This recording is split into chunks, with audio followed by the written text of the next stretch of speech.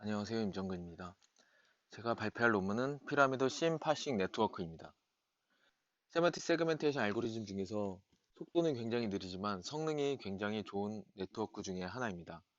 PSP넷은 성능이 굉장히 좋지만 구조가 간단하기 때문에 초심자들이 접근하기 쉽겠다라는 생각이 들어서 이번에 발표를 하게 됐습니다.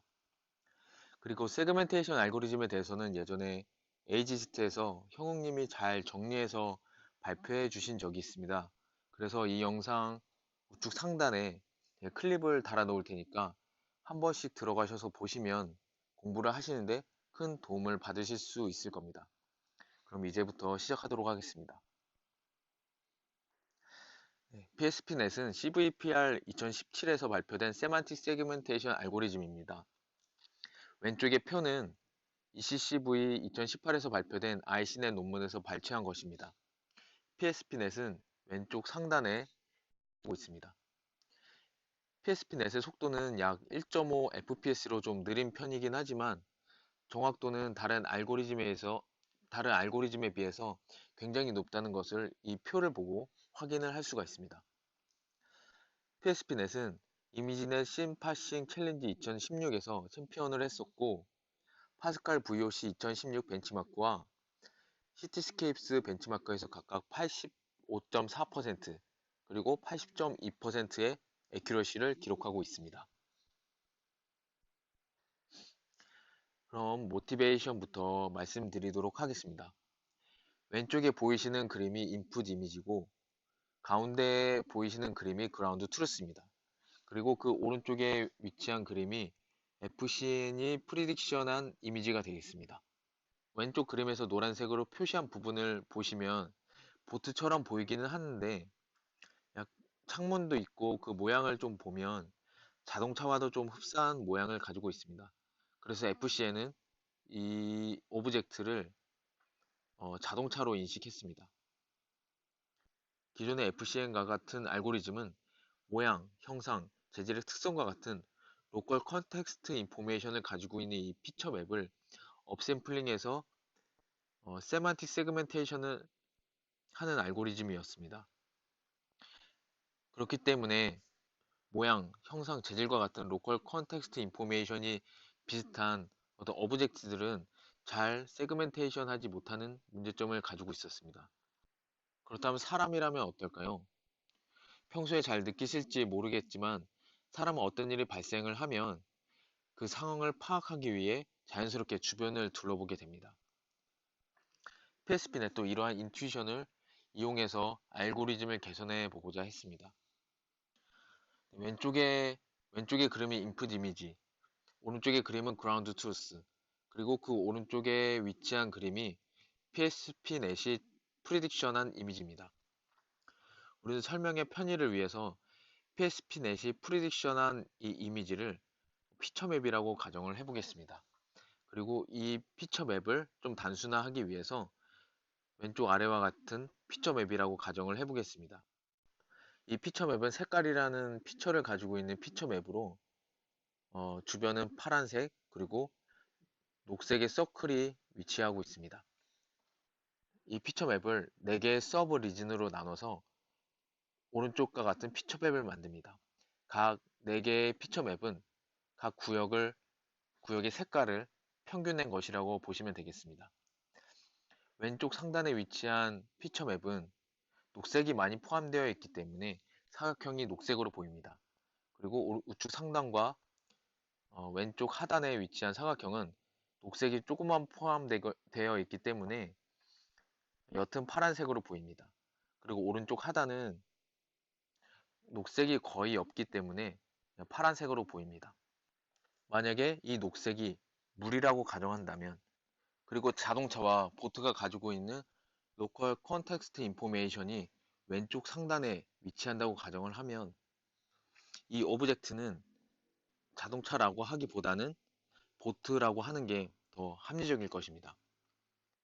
그러니까 PSP넷은 비슷한 로컬 컨텍스트 인포메이션을 가지고 있는 두 오브젝트에 대해서 글로벌 컨텍스트 인포메이션, 보통은 도로 위의 자동차 또는 물 위에 있는 보트가 학습이 많이 될 테니까 다시 한번 말씀드리면 비슷한 로컬 컨텍스트 인포메이션을 가지고 있는 두 오브젝트에 대해서 글로벌 컨텍스트 인포메이션을 또 하나의 기준으로 포함시키면 세그멘테이션 퍼포먼스를 더 높일 수 있을 것이다 라는 것이 이 논문의 핵심이라고 보시면 되겠습니다. 다음 그림은 PSP넷 논문에서 제시하고 있는 컴플렉스 심 파싱에 대한 몇 가지 이슈를 나타낸 것입니다. 총 3개의 이슈를 나타내고 있는데요. 첫 번째는 mismatched relationship, 두 번째는 confusion categories, 세 번째는 inconspicuous classes입니다.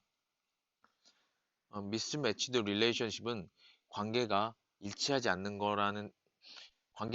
않는다는 뜻입니다. 좀 전에도 말씀드렸다시피 물 위에 자동차, 도로 위에 보트는 잘 어울리지 않는 그런 문제점이 있습니다. 그래서 PSP넷은 이런 문제점을 해결할 수 있다고 말하고 있고요. 두 번째는 범주의 혼돈입니다. 가운데 보시는 이것이 고층 빌딩이고 이 주변에 보이시는 것이 그냥 빌딩입니다. 근데 고층 빌딩과 그냥 빌딩은 로컬 컨텍스트가 굉장히 비슷하기 때문에 가운데 FCN이 추론한 것과 같이 어떤 픽셀은 고층 빌딩, 어떤 픽셀은 그냥 빌딩으로 추론을 하고 있습니다. PSP넷은 이런 문제도 해결할 수 있다라고 주장을 하고 있고요. 마지막은 잘 보이지 않는 클래스입니다. 왼쪽에 있는 그림을 보시면 베개와 이불은 굉장히 비슷한 텍스처를 가지고 있습니다. 그래서 만약에 베개를 이 가운데에다가 놨으면 아마 사람도 구분하기가 어려웠을 겁니다. 그럼에도 불구하고 베개는 보통 이 벽 옆에 두기 때문에 이 주변에 있는 글로벌한 컨텍스트를 사용을 하면 베개도 잘 구별할 수 있다라고 이 논문에서는 주장을 하고 있습니다. 이제 우리는 다음 슬라이드에서 PSP넷의 구조를 살펴보고 그럼 그 구조가 어떻게 이러한 문제를 해결할 수 있는지에 대해서 알아보도록 하겠습니다. 다음은 PSP넷의 구조를 나타낸 그림입니다. 기존의 알고리즘은 인풋 이미지를 CNN을 통해서 피처맵을 만들게 됩니다.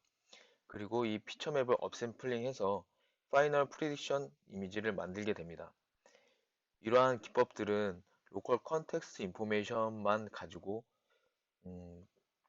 세만틱 세그멘테이션을 하는 것인데요. PSP넷은 이런 로컬 컨텍스트 인포메이션과 함께 글로벌 컨텍스트 인포메이션을 이용해서 프리딕션 하는 방법을 제안하고 있습니다. 그리고 PSP넷은 그러한 글로벌 컨텍스트 인포메이션을 뽑아내기 위해서 다음과 같이 피라미드 풀링 모듈을 제안을 하고 있습니다. 우선 인풋 이미지를 CNN을 통해서 FCN과 마찬가지로 피처맵을 뽑아냅니다. 이 피처맵의 크기는 원래 이미지의 약 8분의 1의 크기가 됩니다. 그리고 이 피처맵들을 풀링을 하는데요. 피처맵의 채널의 크기는 n개입니다. 이 피처맵을 1x1, 그리고 2x2, 3x3, 6x6로 풀링을 합니다. 1x1으로 풀링을 했다는 것은 이 전체를 맥스 또는 에버리지 풀링을 하는데 나중에 설명을 드리겠지만 여기서는 이제 에버리지 풀링을 한다고 이제 가정을 해보겠습니다. 이 픽셀의 이 이미지의 크기가 약 12x10이라고 가정을 했을 때 144개의 픽셀을 평균 내서 하나의 1x1으로 나타냅니다. 그리고 두 번째로는 2x2의 서브 리진으로 나눠서 각 서브 리진의 평균을 오른쪽과 같이 나타냅니다. 나머지도 3x3, 6x6도 마찬가지로 풀링을 하게 됩니다. 그리고 로컬 컨텍스트 인포메이션과 글로벌 컨텍스트 인포메이션을 나중에 컨캐터네이트 할 텐데 로컬 컨텍스트 인포메이션을 가지고 있는 피처맵과 글로벌 컨텍스트 인포메이션을 가지고 있는 피처맵을 그대로 컨캐터네이트 하게 되면 글로벌 컨텍스트를 가지고 있는 이러한 피처 맵들이 4배나 많기 때문에 이 비율은 1대 4가 될 것입니다. 근데 직관적으로 생각을 해봤을 때 로컬 컨텍스트와 글로벌 컨텍스트 인포메이션의 비율이 1대 1이 되는 게 좋을 거라는 생각이 듭니다. 그래서 여기서도 컨볼루션을 통해서 채널의 개수를 4분의 1개로 줄입니다. 그 후에 업샘플링을 해서 어, 로컬 컨텍스트 인포메이션과 글로벌 컨텍스트 인포메이션의 선을 가지고 있는 피처 맵의 이미지의 크기를 맞추고요. 그 피처 맵을 통해서 그 피처 맵을 컨볼루션을 통해서 마지막으로 파이널 프리딕션을 하게 됩니다. 그러면 이러한 구조가 어떻게 앞서 말씀드렸던 그러한 이슈들을 해결할 수 있는지에 대해서 말씀드리도록 하겠습니다. 여기서부터는 약간 논문에 나와 있다라기보다는 논문을 읽고 제가 이해한 것을 말씀드린다고 이제 생각하시면 되겠습니다. 그래서 좀 자세한 얘기들은 논문을 참고하시면 많은 도움을 받으실 수 있을 거라고 생각합니다. 첫 번째 이슈는 미스매치드 릴레이션십입니다. 앞서 말씀드렸다시피 물 위에 자동차, 도로 위에 보트는 좀 어울리지가 않습니다. 만약에 오른쪽 이 그림이 어, 이 그림은 이제 PSP 넷을 통해서 프리딕션한 이미지인데 이거를 단순하게 생각하기 위해서 피처맵이라고 가정을 해보겠습니다. 피처맵을 4개의 서브리즌으로 나눠서 오른쪽 아래의 그림을 보시겠습니다. 만약에 이 부분을 평균 내에 보면 오른쪽 아래와 같이 물이 많이 포함되어 있기 때문에 이것의 이 서브리진의 글로벌 컨텍스트는 물의 특징을 많이 포함하고 있을 겁니다. 그렇기 때문에 자동차나 보트와 같이 어, 로컬 컨텍스트가 굉장히 비슷한 오브젝트가 있을 때 글로벌 컨텍스트에 물에 대한 특징이 많이 있을 거기 때문에 이 오브젝트를 자동차라고 하기보다는 보트로 인식하는 게 더 합리적일 것입니다. 다음에는 범주의 혼돈입니다.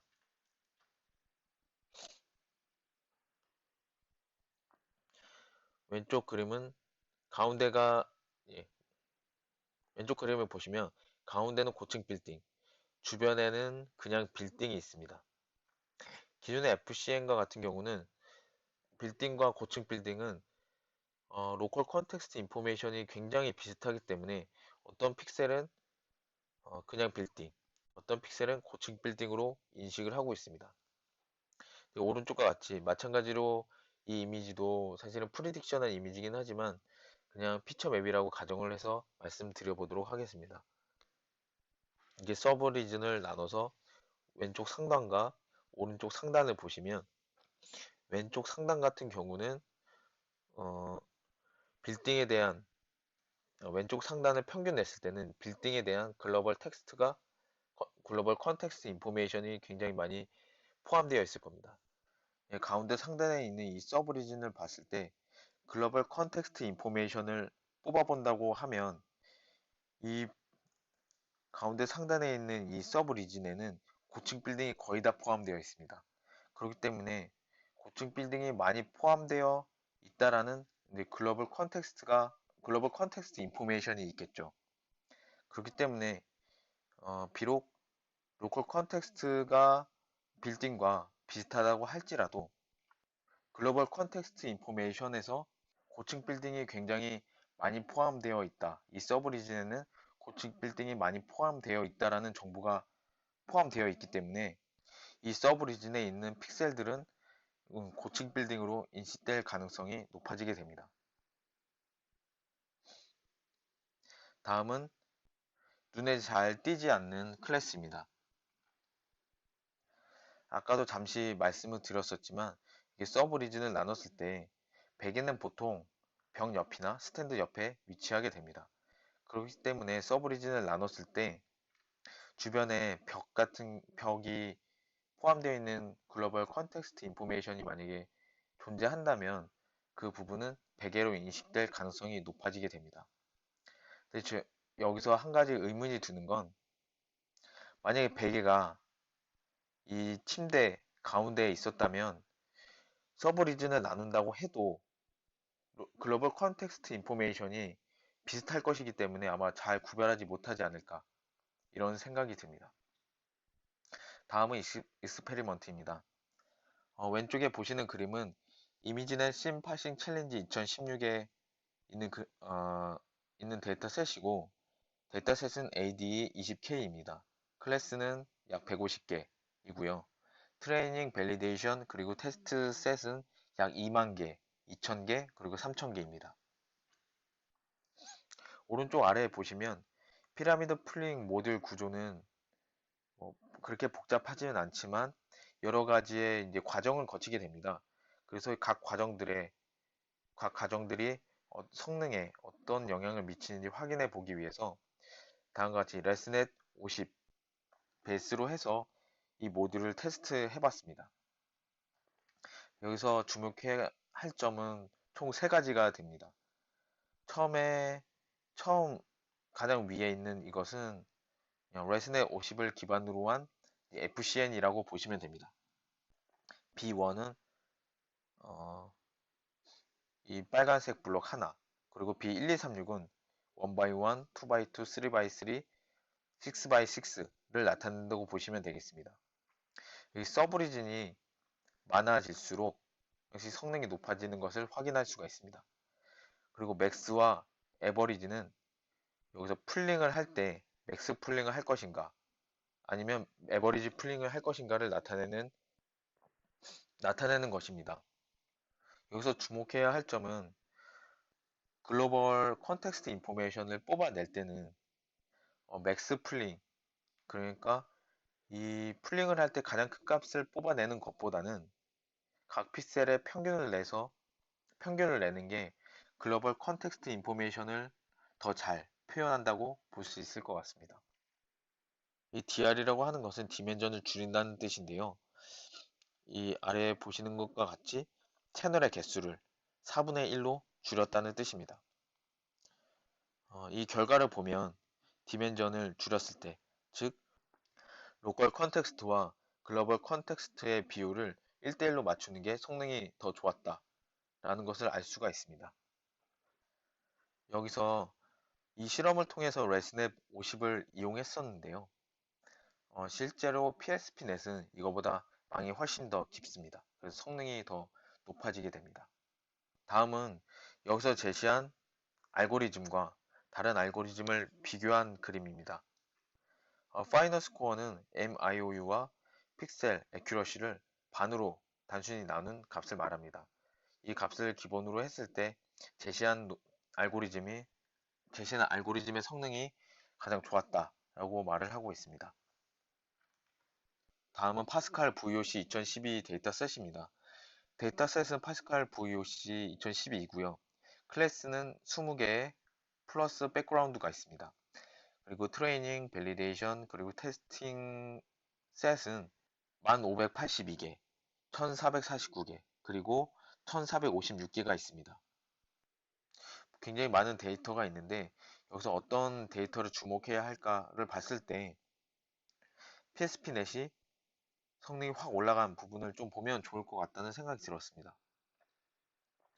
다른 부분을 봤을 때 바이크 부분이 상대적으로 성능이 굉장히 많이 올라간 것을 확인할 수가 있었고 다른 부분을 봤을 때 체어 같은 부분은 PSP넷도 성능이 굉장히 떨어지는 것을 확인할 수가 있습니다. 이런 것들을 좀 봤을 때